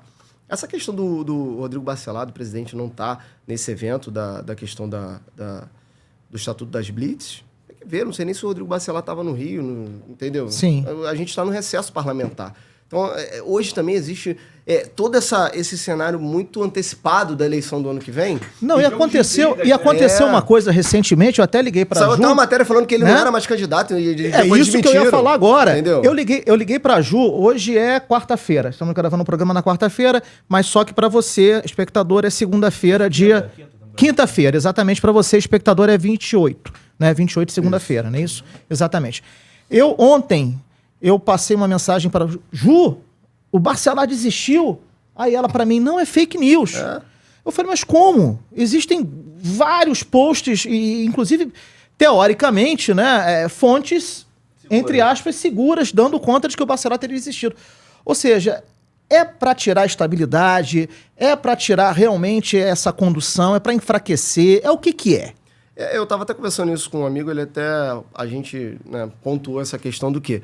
Existem muitas matérias que são lançadas para ver qual vai ser a recepção daquela matéria, como vai ser, como vai repercutir aquilo ali. Então a gente não sabe quem lançou essa matéria, qual era o interesse de entender o que... Ah, e aí, será que vai repercutir falando o nome de alguém? Ah, entendeu? Então, assim, eu acho que esse tipo... Até porque eu sempre falo isso, e isso é muito perigoso. Porque até eu falo com meu sogro muito isso, o pessoal, às vezes até mais velho, que olha uma matéria assim... Não, procura a fonte, vê de onde vê se tem credibilidade a fonte que tá transmitindo essa matéria, entendeu? Então... Cada vez mais, né? Porque hoje você vê fontes que antigamente você encontrava como sendo... saiu nesse lugar aí, que é verdade. Exatamente. Hoje em dia, quando fala saiu nesse lugar, então eu sei que não é verdade. Tem muito isso também. Tem. E a gente sabe o poder destrutivo que isso tem. Sim. Justamente... no eleitorado, na população, principalmente aquela população de uma geração que estava acostumada, deu no jornal, deu na televisão, deu naquela emissora, é verdade. Hoje em dia a gente tem que ficar com os 7 pés atrás, porque pelo contrário, quando você tem determinadas emissoras e veículos, quando dá ali, você fala assim, já sei que é mentira. Exatamente. Esse é um problema. A gente fala tanto das fake news, né? A gente fala tanto que a gente está falando aqui do jornalismo. Esse é o problema, a forma que a população hoje tem para se informar. E aí, como vocês estão vendo isso para a próxima eleição? Existe uma preocupação de vocês em relação a isso, com inteligência artificial, com as mentiras? Porque a direita ela é muito atacada como se fosse uma fábrica de mentiras. O gabinete do ódio, que inclusive falam que é presidido pelo seu colega de parlamento lá, o Carlos Bolsonaro. Como vocês conversam sobre isso? Então, essa questão de fake, né, de fake news, eu até costumo falar, inclusive com... Eu uso sempre o exemplo do meu sogro, porque ele fica muito negócio de WhatsApp vendo as notícias. Às vezes, quando ele vem com alguma coisa, eu falo assim, mano, peraí, vamos olhar aqui. Aí, e isso eu vejo que isso deve acontecer com muitas pessoas. E assim como a esquerda cria fake news, a direita também cria. A gente não está aqui vivendo no paraíso que, eu sou... Não. Certo e errado, né? Os dois lados fazem. E as pessoas que fazem estão erradas, porque isso atrapalha tudo. Isso você, inclusive, colocou aí, por exemplo, essa informação do Bacelar não ser mais candidato. Tá, quantas pessoas não vão ver essa informação e não vão ver a informação que desmente? Não vão saber que aquilo ali não é verdade. Vira um copia e cola. E aí todo mundo já... então não é mais ele. Entendeu? Tá errado. Pô, isso é muito ruim. E a inteligência artificial é muito perigosa, porque você pega um vídeo hoje, eu consigo, 90% das vezes, ver que aquele vídeo é uma inteligência artificial. As pessoas mais antigas, não, porra, acho que na sua grande maioria não conseguem distinguir. Então, isso é muito perigoso. Você pegar hoje um vídeo, alguém fizer um vídeo meu de inteligência artificial numa favela, do lado de um vagabundo abraçando ele e botar na rede, capaz de nego acreditar, pô. E muitas pessoas vão olhar aquilo ali e vão falar, ah lá, o cara lá... Ou então, porra, tô lá no churrasco com o Lula, tomando a cervejinha e comendo a picanha. Nego cria um vídeo desse. Os traficantes é um pouco melhor. Mas dentro desse ambiente, a política, na sua avaliação, ela é a busca pela verdade ou é, na verdade, a busca pela melhor narrativa? Você diz a criação da... Exatamente, a política, o exercício da política dentro desse cenário. Sim, sim. Na verdade, ela é uma busca, né, incessante pela verdade, a política é uma busca incessante pela verdade, ou é uma busca incessante pela melhor narrativa? Eu acho que sempre eles buscam a melhor narrativa. A política, no geral, ela faz isso. Ela não fala a verdade, é isso? A política, no geral, não. No geral, ela não fala a verdade. Não. Até porque, muitas vezes, isso é uma coisa que me incomoda. Eu tento sempre falar a verdade. Não, todo mundo, eu não sou perfeito, não sou paladino aqui da verdade, não sou. Mas eu tento, até quando a pessoa vai me fazer um pedido, eu chegar pra pessoa e falar, pô, meu irmão, olha só, vou tentar, mas não vou te prometer. Pô, isso aqui não dá por causa disso. E assim, hoje, muitas pessoas, hoje não, no geral as pessoas não querem ouvir a verdade quando ela é ruim. Por isso que é muito fácil você iludir. É muito fácil você ver, eu vou te dar um exemplo. Na minha categoria, a gente está lutando pelo PCCS. Isso é até um tema sensível para eu falar aqui. Que, o que é, por gentileza, explique para as pessoas. Plano de cargos, carreiras e salário. Sim. Né? Todas as categorias de servidores sempre almejam esse plano de carreira, cargo e salário. A própria Polícia Civil está ainda também aguardando sair dela definitivo, aguarda aí esperando há anos, enfim, profissionais da saúde. E todo mundo fica numa expectativa muito grande disso acontecer. E eu vejo muitos políticos ou aspirantes a político ou pessoas ligadas ali que querem fazer politicagem ficarem inflamando aquilo ali de uma forma que fica gerando uma expectativa nas pessoas. Eu tenho vários colegas que não se aposentam porque acreditam que vai sair logo. E eu tô falando aqui que não vai sair? Não tô falando que vai sair, mas eu tô falando aqui o seguinte... Não existe hoje uma previsão exata de quando vai sair. Se não existe uma previsão exata de quando vai sair, não está saindo agora. Concorda comigo? Pode sair ano que vem? Pode. Ou não. E a gente vai lutar para que saia. Só que eu não vou jamais ficar pegando aquilo ali, e principalmente porque tem algumas questões que foram colocadas ali, que eu não vou colocar aqui detalhes, porque é complicado. É o que eu te falei, as pessoas têm dificuldade de ouvir a verdade. Tem coisas que foram colocadas ali que, cara, são absurdas. Eu sei que não vai acontecer. O que eu quero dizer com isso? É a mesma coisa que você pegar o primeiro plano que fizeram foi o seguinte, vamos pegar o nosso plano de cargos, carreiras e salário, eu vou aposentar com o dobro de quem aposenta hoje. Você acha que o Estado vai dar isso? O Estado vai dobrar a folha de pagamento dele sem contratar um servidor? Endividado da maneira que está? Mas aí pessoas utilizam-se disso para dizer assim, eu lutei pelo melhor. Chegou lá, tiraram tudo e deram só isso aqui pra gente. É a narrativa, né? É a narrativa. E a verdade é que aquela pessoa sabe que aquilo ali não ia passar. Só que ela quer vender aquilo ali pra categoria, pra ela ser a... Mas aí a pessoa tá pensando nela, né, vereador? Mas infelizmente a maior parte das pessoas tem essa limitação de ter esse senso do que é real, do que não é, do que ela tá sendo enganada, não tá? O senhor tá no primeiro mandato, né? Eu já fiz essa pergunta, foi pra quem aqui... Acho que foi pro Alan Lopes, se eu não estou enganado, peço desculpas, enfim, mas não importa. Mas vamos lá. Qual a qualidade do político brasileiro na sua avaliação? Para o senhor que está no primeiro mandato. Qualidade do político? Qual é a qualidade do político? É difícil. Tá vendo como é que é difícil? Porra. Qual é a qualidade do político brasileiro? Posso dizer no que ele é bom, né? Mas o que é a qualidade dele é difícil. Cara, é difícil. É difícil, né? É difícil. Por que isso acontece? Por que a gente não tem político de qualidade nesse país? Porque o povo Eu não vota estou mal. generalizando, tá? Não estou generalizando. Temos políticos de qualidade, mas não é a grande maioria. Sim, porque o povo a mesa vota mal. concorda? Não. Discorda? Discordo. Então vamos lá, por quê? Eu discordo, porque Vamos lá. A gente tem o hábito, a população tem o hábito de jogar tudo na conta do político. Como tem o hábito de jogar tudo na conta do governo, Concordo. de Deus, da fé. Eu acho que a partir... Volto a falar o que eu já falei aqui, em todos os programas eu venho falando isso. partir do momento que você vota em político ruim, e você vota 2 anos depois em um político ruim, e 2 anos depois em outro político ruim, a culpa não é do político, porra. A culpa é tua. A partir do momento que a população vê um cara fazendo péssimo governo, a partir do momento que tem um estado, por exemplo, vamos sair do Rio. Vamos sair do Rio. A partir do momento que tem estados que tem um pior IDH, e você continua colocando esses políticos, a culpa não é do político. Sim. O ladrão, se você falar pra ele, pô, toma aqui meu celular, ele vai levar. Sim. Se o cara for honesto, o cara não vai levar. Sim. Então a gente tá muito acostumado, a classe política não presta, não. A gente tem que aprender o seguinte, ou a gente vai, o político é um reflexo da gente, ou a gente vai votar bem, ou a gente vai reclamar. Pega a pesquisa de Alagoas pro Senado e pro governo do estado, e vê quem está liderando a política de Alagoas. Pega no Maranhão e vê quem foi eleito senador. Aí, a gente vai botar a culpa na política. Então, assim, eu acho que tem grandes quadros na direita, na esquerda, no centro. Não vejo nenhum problema na bandeira. O que me incomoda realmente é o cara falar, é o que você falou aqui. É a gente falar que o político é ruim, mas dá o 50 na blitz, bota errado, vai trocar.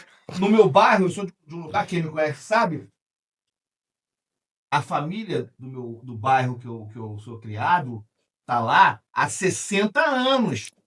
Sabe o que acontece? Olha, Pintam os prédios na época de eleição e todo mundo vota. Eu ia falar isso que você está colocando, essa questão da população, do comportamento da população com os políticos. Eu fazia muito um discurso quando eu ia nas reuniões, aí, que eu ia durante a campanha, que eu falava o seguinte: meu irmão, continua pegando os R$50, continua indo no churrasquinho pegando da o joguinho de comendo, camisa. Pega o saco de cimento. Sim. Desenrola pra pintar, fazer as coisas. Mas não vota nele, pô. A Thalita Galhardo falou isso aqui. A Thalita Galhardo, a vereadora, falou isso aqui, que infelizmente o Brasil ainda é isso. Muitos eleitores, não estou generalizando em hipótese alguma, mas muitas pessoas, eu vi isso acontecer, enfim, em outros estados que eu morei. Infelizmente, as pessoas se deixam se subornar por um jogo de camisa, por uma cerveja. Essa que é a verdade. O tempo inteiro. Agora, em cima disso que a gente está falando aqui, eu acho que é muito interessante a gente levar isso aqui a uma consideração, porque pesquisa é pesquisa, eu gosto muito de falar sobre números, porque eles acabam ilustrando e enaltecendo e sedimentando o que a gente está falando aqui, para que não haja dúvidas sobre o tema. A título só de ilustração, uma pesquisa recente que foi feita por um instituto, levando em consideração que 45% das cidades com mais de 100 mil habitantes no Brasil não têm acesso à rede de esgoto, né? E detalhe, 17% à água potável. Nesse índice de progresso social, de acordo com a pesquisa, o Rio tem 5 cidades, olha só que absurdo, o Rio tem 5 cidades entre o estado do Rio de Janeiro, entre as 10 piores do país.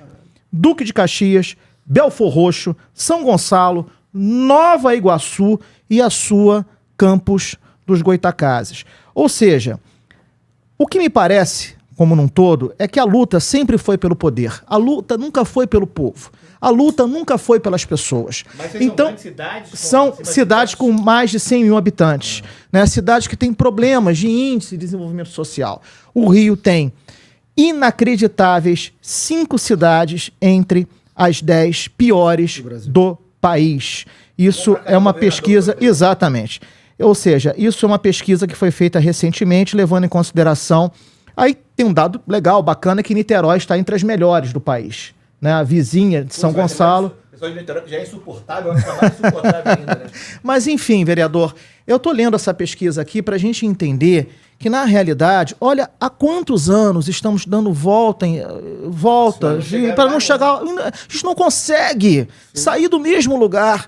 A gente discute aqui o que é melhor. Rodrigo Bacelar, o Cláudio Castro, direita, esquerda, meio, centro, seja lá o que for. Mas, na verdade, todos nós ainda estamos passando pela mesmíssima dificuldade. A gente não consegue avançar no campo social. A gente não consegue ter rede de esgoto. A gente não consegue ter saneamento básico.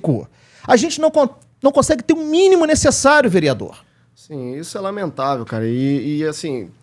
E o ruim é você ouvir aquele discurso, né? Fulano rouba, mas faz, né? A falácia, a bravata. E assim, o problema também está no seguinte, o desperdício é mal feito. É o desperdício ou a falta de fiscalização? Fazer 2 vezes.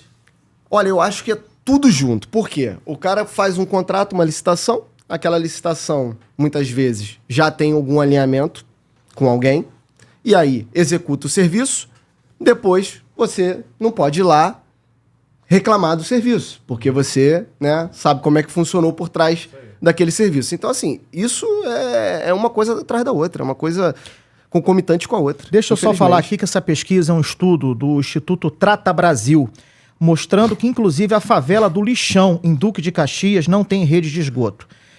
E, enfim, o Brasil tem aí, na verdade, por lei até 2033, o Brasil precisa garantir água potável para 99% da população, mas estamos muito distante disso. Enquanto isso, sem esgoto, sem água potável, os políticos estão sabatinando. Não estou generalizando, porque o espaço aqui é para que a gente possa exatamente trazer os políticos aqui e debater as ideias com todos esses que devem prestar declarações e, enfim, e mostrar o serviço que eles precisam prestar a todos vocês. Mas, na verdade, aqui nós estamos aqui ainda completamente pisoteados por esses mesmos políticos, sem generalizar, e eu concordo com o Mandarini. A culpa também é nossa por não saber votar. Quer um exemplo? O BRT. O BRT. O BRT foi construído, né? Bonito, lindo, entregue lá atrás. E asfalto feito de péssima qualidade. Sim. Ali já deveria ter sido feito de concreto. Mas aí quando faz um monte de vezes é melhor pra todo mundo, né? Aí, quanto se gastou para fazer? Se gastou quase com um BRT novo para fazer outro. Que poderia estar se fazendo mobilidade urbana para o restante da cidade que não tem. Mas, vereador... Então, você pega e aí esse mesmo grupo volta ao poder. Porque as pessoas votam de novo. Exatamente. Mas, vereador, será que o grande... Mas será que o nosso grande problema hoje no Brasil é que a gente ainda vota no CPF e não no CNPJ? Ou seja, a gente vota na pessoa e não no partido? Tem isso também. A gente vota na figura individual. Ou seja, só para contextualizar aqui, a gente vota no CPF. A gente não vota no CNPJ. No caso, o CNPJ seria o partido.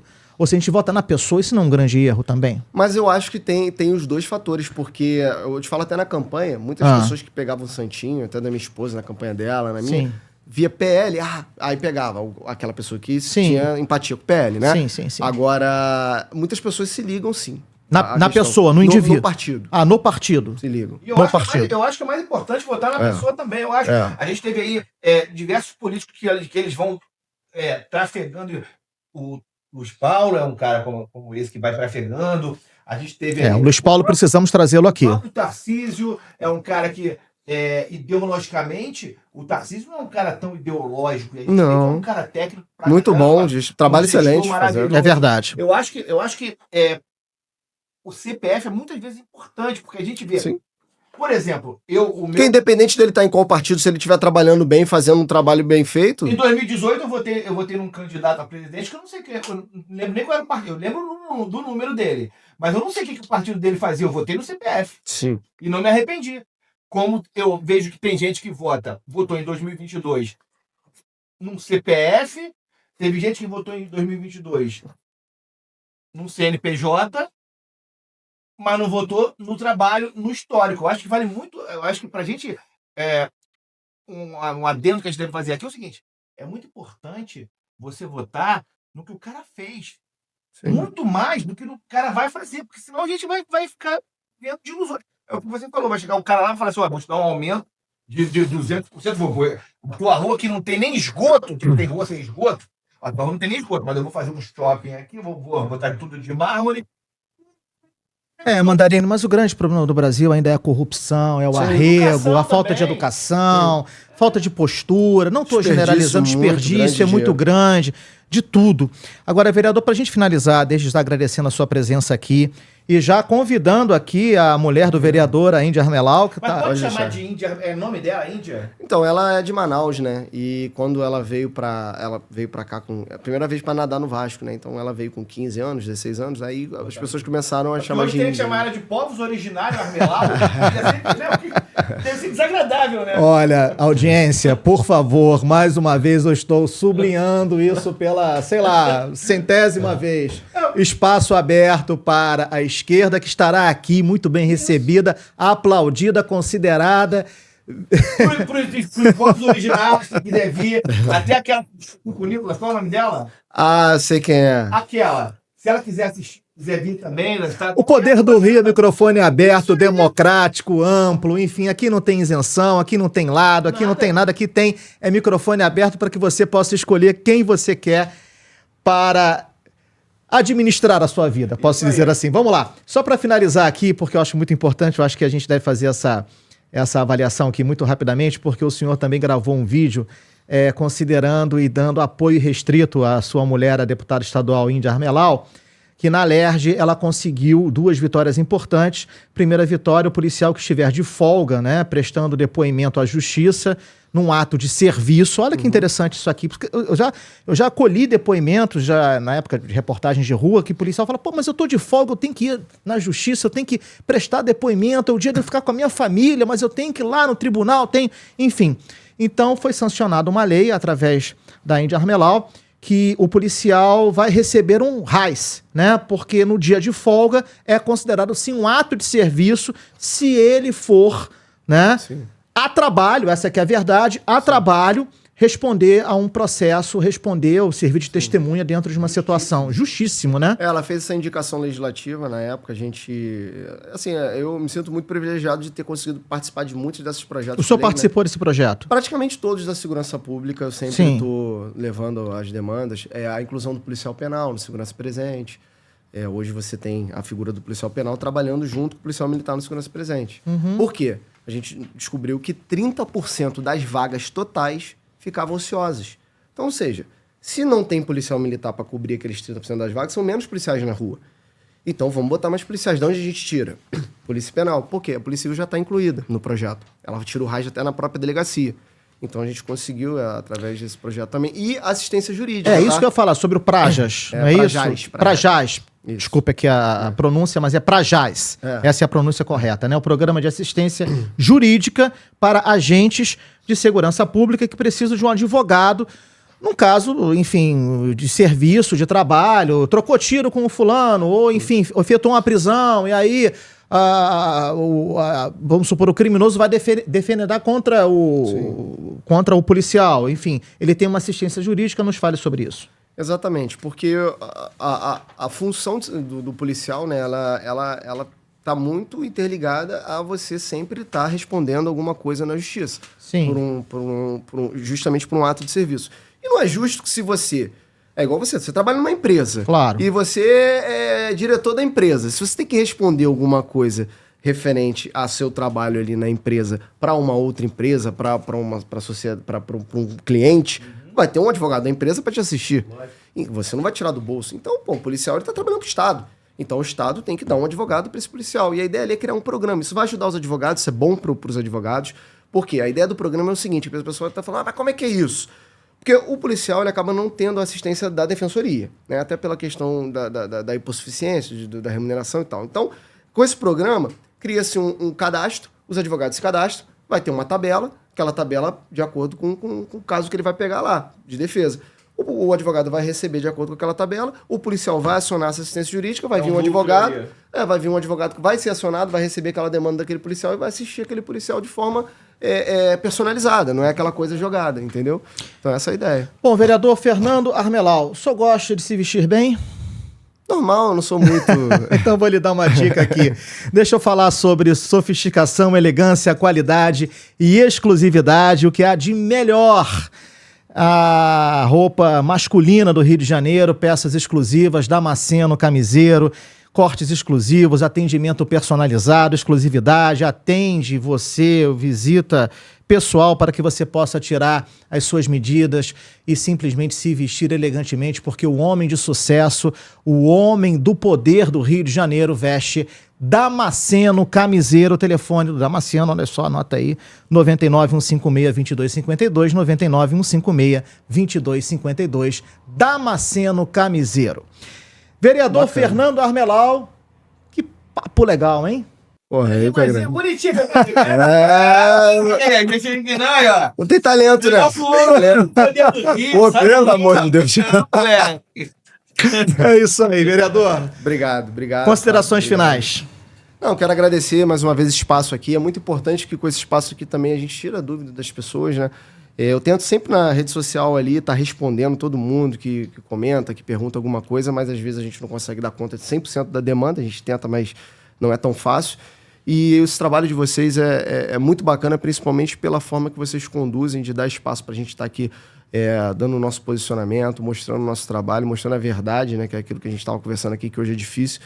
E desejo sucesso a vocês. Obrigado. As portas estão abertas lá e a próxima a Índia vai estar aqui. Obrigado. Meu amigo Rodrigo Mandarini. Brindezinho com a canequinha lá. Olha aí, aqui, o poder do Rio. Gente, meu irmão, se bater de frente é perda total? Com você eu não sei, comigo não. Comigo eu perco tudo, eu sou um frouxo. Agora, queria agradecer também a você, agradecer a você. Ô, meu irmão, valeu, querido. Como sempre. E um gentleman. Deixar aberto aqui, mais uma vez, deixar aberto aqui o espaço para o pessoal da esquerda vir. Que a gente sim, importantíssimo. Outros dias a gente falou com 5 pessoas com um viés mais à direita nesse nosso É verdade. Mas a gente quer muito falar com você da esquerda também. Não, e aqui o papo é esse, é democrático, aberto, é para expor expor. Foi o que eu falei. Vamos discutir de boa, assim, isso é importante. Foi até o que eu disse para você antes de começar. A gente falou, ele falou, vai ser gravado. Aí o que você me falou? É bom que eu posso... A gente edita. Não tem corte, não tem corte. Merda que edita depois. Não. É muito importante pra gente ter essa identidade de ser um lugar... Sim, claro. Um lugar que a gente não vai... Você vai falar aqui, tudo que você falou com a gente vai sair na íntegra, porque a gente quer que você fale realmente o que você veio fazer aqui. Então, muito obrigado pela tua presença. Lembrando aí, pra quem quiser também gravar o podcast aqui, junto com a gente, no Geral Pode, é só entrar em contato, tá aqui os números da gente, vem produzir o seu conteúdo aqui. Vamos lá, né? A Thaís Ferreira, vereadora, tá mais do que convidada também, já falei com ela. Vereadora, vem aqui, por favor, ela que é da bancada do PSOL na Câmara Municipal. Marcelo Freixo também, presidente da Embratur. Luiz Paulo, deputado estadual, ex-governador do Rio de Janeiro. Marta Rocha, Sérgio Cabral também tá mais do que convidado. Enfim. Eduardo Paz, prefeito. Aliás, governador Cláudio Castro. O senhor, eu estou esperando, aguardando o senhor aqui para que o senhor possa bacelar. Enfim, todos estão convidados. Donald Trump. Não, mas aí vai ser por ali. Donald Trump? Porra, aí. Aí eu vou até falar meu Instagram aqui pro pessoal poder me seguir lá. Olha, o próximo programa. Meu Deus do céu. Você não quer, não? Não tem entendendo. Não, quero, claro. Um furo de reportagem desse, então, meu irmão. Poxa vida. Então vamos lá, gente. Olha. Nosso próximo convidada será a deputada estadual Dani Monteiro, que é a liderança do PSOL. Garante mesmo. Aí. Não, mas tem que ser. Jogou a responsa nela. Joguei a responsabilidade para ela. Aliás, alguma pergunta para Dani Monteiro? Gostaria de fazer uma pergunta para ela? Não, então, essa colocação a respeito da Dani Monteiro, dela ser muito articulada, boa de diálogo, muito articulada. Apesar, né, da gente ter esses pontos ideológicos divergentes. Mas é isso que faz a política ser legal. Sim. Não, então, ser interessante. Quando há respeito. Uma conversa longa com ela, deve ter aí umas 3 semanas, cara. E assim, o papo foi bom, porque é bom também você falar com as pessoas que pensam totalmente diferente de você, porque ninguém tá 100% certo. Ela não está 100% certa no argumento dela, e às vezes a gente também não está 100% certo no nosso, a gente consegue enxergar algumas falhas no que a gente está tentando conduzir, e a gente vai melhorando. E ela também, a gente tenta levar um pouco da nossa realidade, da nossa visão. Aprende todo mundo aprende. Vereador Fernando Armelão, na verdade, todos nós queremos um país melhor, nós queremos uma vida melhor, nós queremos a dignidade, nós queremos o reconhecimento, nós queremos saber que aquele que está nos representando com honradez, com dignidade, com transparência, enfim, se valer do dinheiro público, que é o mais importante, porque pagamos impostos altíssimos desse país, enfim.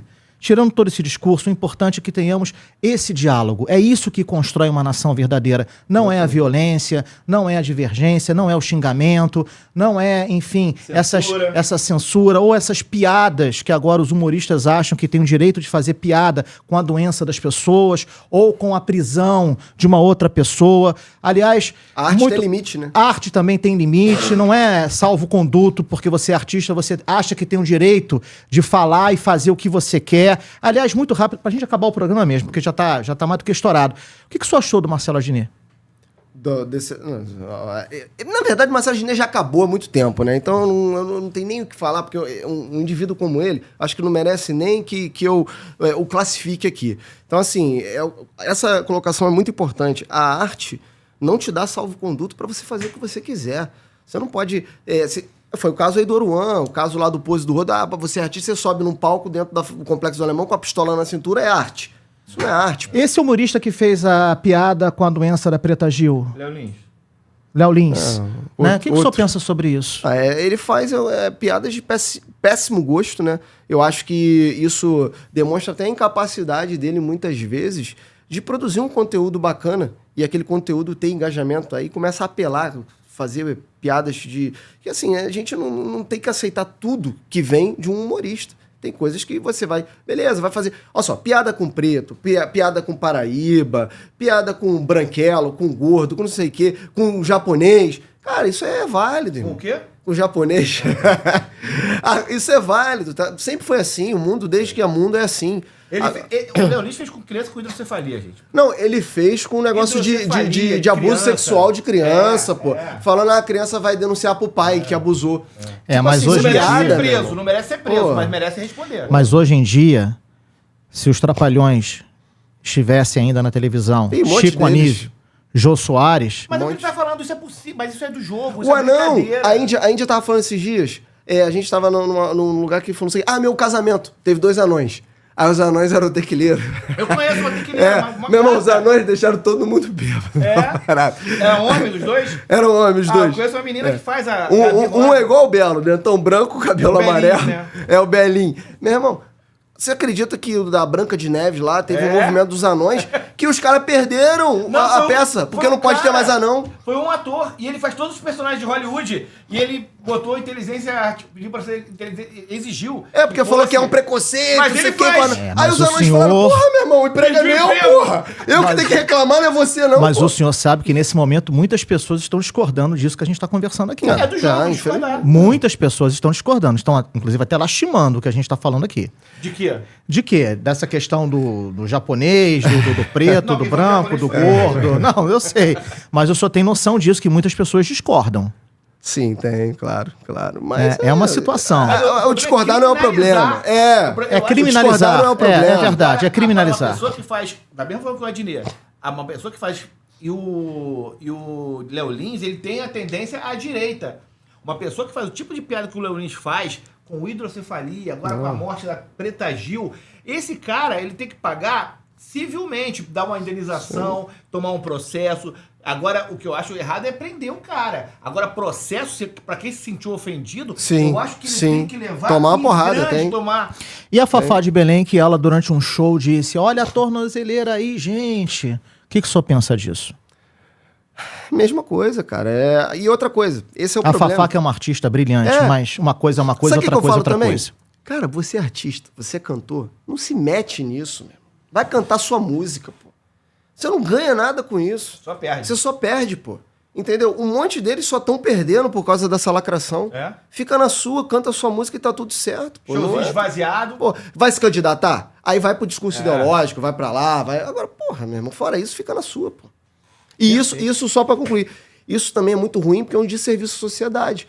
Porque muitas pessoas acompanham aquele artista, às vezes tem admiração para aquele artista começa a falar um monte de porcaria, igual a própria Anitta, já fala, influencia um monte de jovem, começa a falar um monte de besteira, e aqueles jovens começam a viver naquele mundo que aquele artista está Na falando. verdade, isso só traz inquietação, desequilíbrio, isso não contribui em nada, não cria realmente um ambiente harmônico e, evidentemente, equilibrado para que a gente possa tomar as melhores decisões nas urnas, né? Cria um ambiente de ódio, de vingança, de revanchismo, E a absolutamente desnecessário. E aí a gente vai pesquisar lá, aí a gente vê também como é que, mesmo com shows vazios, mesmo com uma agenda de shows pífia, muitos desses cantores continuam vivendo como magnatas, né? Sim, Porque a gente sabe por sim. quê. Aí tem... Eu não vou nem entrar, mas que a gente já estourou o tempo realmente, mas a gente vê artistas, por exemplo, aí, que ganharam isso em governos passados, não estou nem falando do governo atual, mas em governos passados, talvez com o mesmo CPF o governo, ganhou milhões para fazer cantora, que ganhou milhões para fazer um blog de poesia. Ganham milhões. Aí a gente vê, meu amigo, como é que funciona. Não, e a Lei Rouanet, teoricamente, seria pro pequeno artista ali, né? Não é pra... Só durante um governo que aconteceu isso. Porra. Pra tudo Exatamente. Exatamente. É? O governo Bolsonaro, o restante... Exatamente. Pra finalizar mesmo, falando de Lei Rouanet, qual é a sua música preferida da Margareth Menezes, a nossa ministra da Cultura? Não conhece nenhuma? Ah, acho que eu até Tem aquela, conheço. só conhece essa. Qual é a música? Eu não lembro da música dela. Não lembro. Ou seja, se a gente daqui a um tempo a gente assistir, ver o Oruan, ver o Pose virando ministro da Cultura, não é absurdo. Tem mais sucesso do que a nossa ministra, tem mais composições. Vamos embora, que senão eu vou falar demais. Aí depois eu tenho que conversar com as pessoas que eu convido. Pô, mas aquele cara lá... Então não vem. Ó, se você não aceita a verdade, não vem. Não, eu não, aceito não, a não. verdade das pessoas. E as pessoas vão aceitar. Eu sempre falo isso. O poder do Rio não tem ideologia. Não tem máscara. Eu, Rodrigo Mandarini, tenho. Sabe por que eu falo que eu tenho? Porque é muito fácil a gente chegar aqui e falar assim, olha, nós somos isentos. O Fábio até é. Eu não sou isento. Eu chego lá na minha rede social, você vai ver na minha rede social o seguinte, eu tenho um posicionamento, eu sou Flamengo, eu sou de direita, eu votei no Bolsonaro. Pô, tinha que ser Flamengo. Entendeu? E eu acho o seguinte, eu tenho que me posicionar. Eu trabalhei 20 anos no jornalismo esportivo e eu sempre falei que eu era flamenguista, sempre falei que eu era rubro-negro. Eu virei editor de um jornal do Flamengo, mas eu trabalhei como editor no jornal Lance, que era o maior jornal esportivo do Brasil. Sendo flamenguista, por quê? Porque eu me recuso a me esconder. Então, assim, o Poder do Rio é um podcast sem ideologia, embora eu tenha as minhas, e eu gosto de receber gente aqui para falar o contraditório e vai ser um papo maravilhoso. Com certeza. No meu podcast sozinho, por Sim, exemplo, o Geral pode. Eu recebo todo mundo que você possa imaginar. E posso ser bem sincero, uma das pessoas que eu mais amo, que vai vir agora em fazer da propaganda, vai vir agora em agosto, novamente aqui no estúdio, o Zico, que é uma das pessoas que eu mais amo na vida, meu filho é Arthur por causa do Zico. É lindo demais. Que eu não considero as minhas melhores entrevistas, porque eu sei tudo do Zico. Eu morava pertinho de CT dele. Eu gosto disso, de falar com as pessoas diferentes. E tá faltando isso, gente. Tá faltando ídolo. Diálogo. Não, diálogo, né? Diálogo. É isso. Olha, Vem esquerda. Eu quero ir embora, mas enfim. Tem que fazer uma roda não, de mas ele tá bate-papo, esquerda, direita, todo mundo. Não, mas é isso que é saudável. O ambiente que a gente precisa construir nesse país é o ambiente da conversa, sabe? Da harmonia. Não adianta você ficar... Não, o cara de esquerda eu não falo com ele, o cara de direita eu não falo com ele.